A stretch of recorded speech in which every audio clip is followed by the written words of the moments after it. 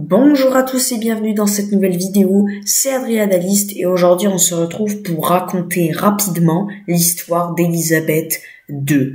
Suite à son récent décès, je me suis dit que c'était le moment idéal pour en faire une vidéo. J'espère que la vidéo vous plaira, c'est Adrianaliste, votre analyste d'histoire et c'est parti.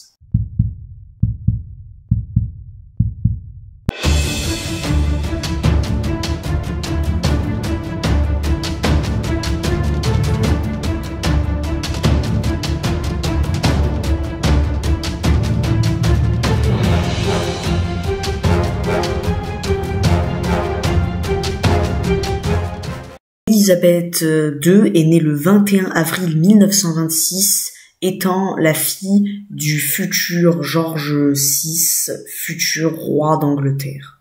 Elle passe son enfance en Grande-Bretagne aux côtés de sa sœur Margaret de Royaume-Uni et à 10 ans, lorsque Édouard VIII devient roi d'Angleterre, le 20 janvier 1936, sa vie s'apprête à basculer, car en effet, le 11 décembre 1936, Édouard VIII abdique car il voulait épouser une actrice américaine qui était malheureusement divorcée, ce qui fait que il ne pouvait pas être roi tout en étant marié à quelqu'un de divorcé. Il a donc préféré renoncer à son trône. Ce qui fait donc de sa fille aînée Élisabeth II la future héritière au trône d'Angleterre.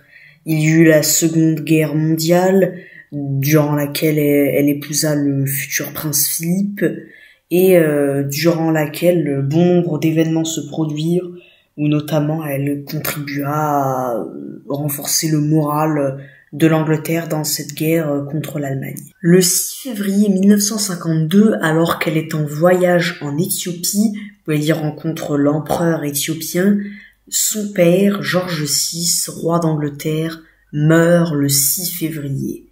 Elle est obligée d'écourter son voyage et rentre en Angleterre et devient ainsi reine d'Angleterre. C'est le début d'un règne de 70 ans. Elle sera conseillée par Winston Churchill en personne au début de son règne. Elle connaîtra tout au long de son règne en tout 10 présidents français.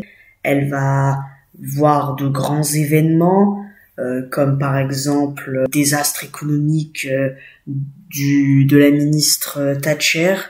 D'ailleurs, elle montrera son désaccord avec cela. Par exemple, la mort de la princesse Diana, qui fera énormément de bruit en Angleterre et aussi dans d'autres pays. Le prince Philippe mourra en 2021, donc un an avant la mort de la reine. Elle donnera l'autorisation au monarque de devenir monarque tout en étant marié à quelqu'un de divorcé, car elle voit que beaucoup de membres de la famille royale sont mariés à des gens divorcés et il faudrait pas que ça refasse la même chose qu'avec Édouard VIII. Bref, elle prendra des décisions et assistera à des choses très importantes. Donc voilà, on peut dire qu'elle a marqué l'histoire. Élisabeth II meurt donc le 8 septembre 2022. Et bien voilà, nous arrivons à la fin de cette vidéo, j'espère qu'elle vous aura plu. Ce n'était pas du tout une vidéo que j'avais prévu de faire, mais bon, la reine est morte et ça m'aurait semblé aberrant de ne pas du tout en parler, mais d'autant plus que je ne suis pas un grand fan de tout ce qui est les histoires de la monarchie anglaise.